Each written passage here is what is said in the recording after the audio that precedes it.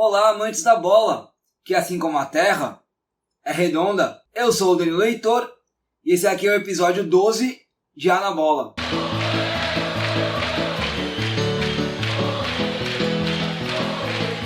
Somos los hinchas más anarquistas, los más borrachos, los más antifascistas.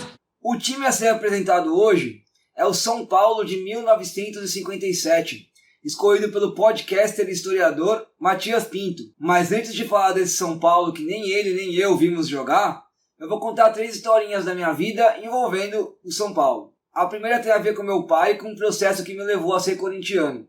Quando eu era pequeno, eu achava que o São Paulo era o time da cidade de São Paulo, o Corinthians da cidade de Corinthians, Flamengo da cidade de Flamengo e assim por diante. Por conta disso eu achava que eu tinha que torcer para o São Paulo.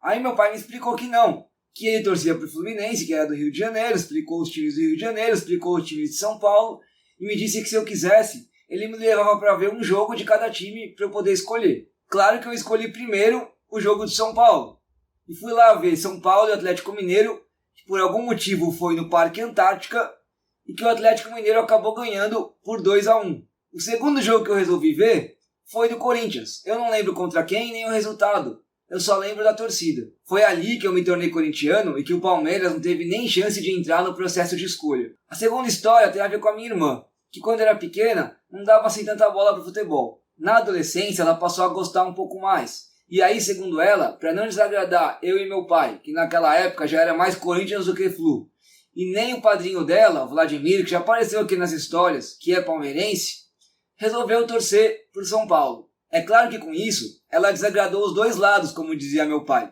Mas ela se tornou São Paulina de fato, de ir no estádio e tudo.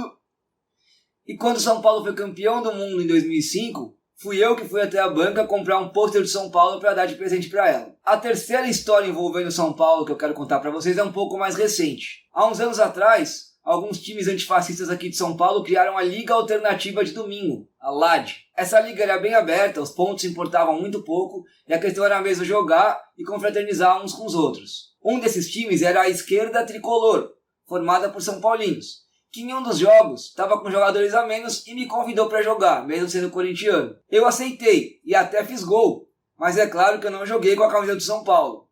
Usei a do Fluminense.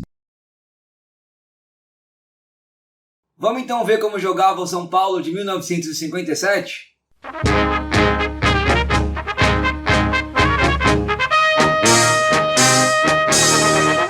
Aquele time do São Paulo de mais de 60 anos atrás foi campeão paulista com Poi no gol, Dessordi e Mauro na zaga, Sarará, Vitor e Riberto no meio campo, Maurinho, Amauri, Gino Orlando, Zizinho e o famoso Canhoteiro no ataque.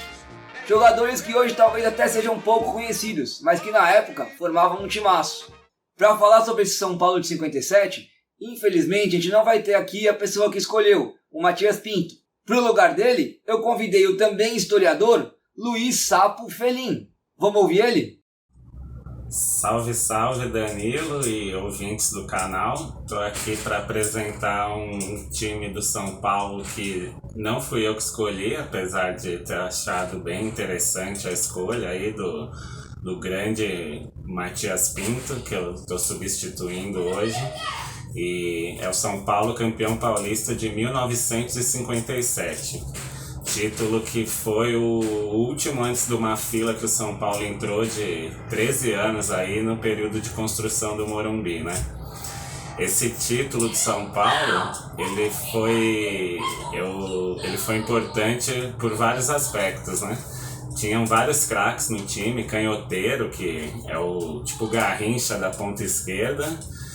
No meio do campeonato chegou o Zizinho no São Paulo, que era o grande jogador do futebol brasileiro, tinha sido eleito craque da Copa de 50 e ele chegou para comandar o São Paulo na reta final desse campeonato aí. E o São Paulo ele foi treinado esse ano pelo Bela Gutmann, que é um húngaro que trouxe o esquema que foi depois usado pelo Brasil no ano seguinte no título da primeira Copa do Mundo, né, que é o 4-2-4. Dizem aí as lendas que ele que introduziu esse esquema no futebol brasileiro, então tem esse marco aí, né, nesse título do tricolor também. E, consagrando isso, o título foi decidido num jogo do Pacaembu contra o grande rival de São Paulo, Corinthians. É um jogo que na época era pontos corridos, né? O campeonato, e estavam disputando São Paulo, Santos e Corinthians ali, ponto a ponto. Vitória valia só 2 pontos, né? E se esse jogo empatasse, os 3 teriam terminado empatados e iam precisar fazer um triangular. Mas o São Paulo acabou conquistando essa vitória, sendo que tem um caso curioso, que no primeiro turno tinha tido um empate e o zagueiro Alfredo Ramos, se eu não me engano, do Corinthians, que era um ex-jogador de São Paulo, fraturou a perna numa dividida com o Maurinho de São Paulo.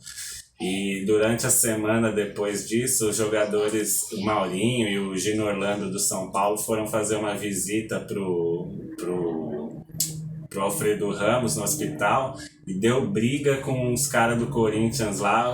Um cara do Corinthians, Luizinho, se eu não me engano, tá com um tijolo na cabeça do Gino Orlando, isso do lado de fora do hospital. Então dá para imaginar como foi o clima dessa decisão aí, que acabou com 3-1 para o São Paulo, com um gol no final do próprio Maurinho, envolvido na história da fratura do Alfredo Ramos no primeiro turno.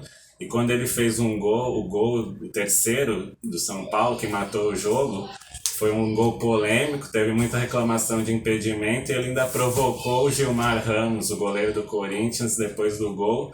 E isso virou uma batalha campal no Pacaembu, e a torcida do Corinthians, revoltada com a validação do gol, começou a atacar um monte de garrafa para dentro do campo, e em função disso esse jogo ficou marcado como a tarde das garrafadas no Pacaembu. Então tá aí a apresentação desse título de contornos épicos do tricolor paulista em cima do seu grande rival. Valeu!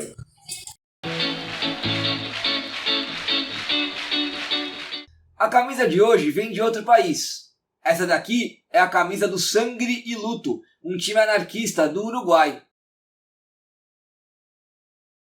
O Sangre e Luto foi montado para jogar a Copa América Alternativa, um torneio que a gente mesmo criou depois de conhecer o Mundial Alternativo que eu falei no último episódio.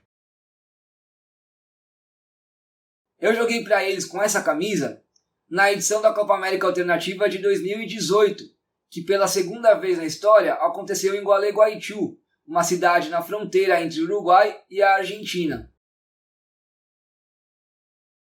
Gualeguaychú tinha hospedado também a segunda edição da Copa América, que a gente vai conhecer nos vídeos um pouco mais pra frente. A escolha dessa camiseta para hoje tem a ver com o Matias Pinto e com o São Paulo, porque os dois têm uma relação muito forte com o Uruguai. O Sangre e Luto é formado principalmente por membros do Sindicato de Taxistas de Montevidéu, um sindicato que tem uma forte presença de anarquistas. É isso, a gente termina de apresentar o Grupo B amanhã com a Ponte Preta de 81, e na segunda-feira rola a live da primeira rodada desse grupo, com torcedores das 4 equipes presentes. Até amanhã e a na bola!